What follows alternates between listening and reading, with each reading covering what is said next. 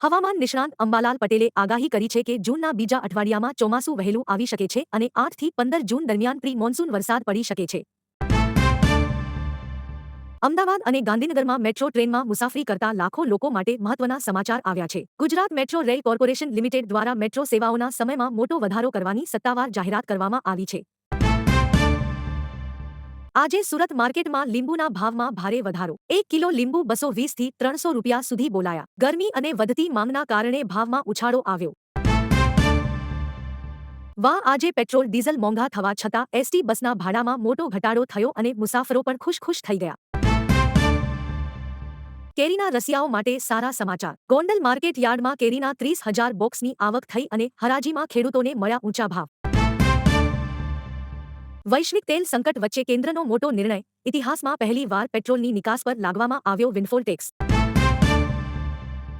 ગુજરાતમાં 24 મે પછી અંબાલાલ પટેલે કરી મોટી આગાહી. પ્રી મોન્સૂન વરસાદની શક્યતા વ્યક્ત કરવામાં આવી. ગુજરાતમાં આગામી 3 દિવસ સુધી ભારે ગરમી રહેવાની આગાહી કરવામાં આવી છે. અનેક શહેરોમાં તાપમાન 42 ડિગ્રીને પાર ગયું છે અને 20 મે બાદ થોડી રાહત મળવાની શક્યતા છે.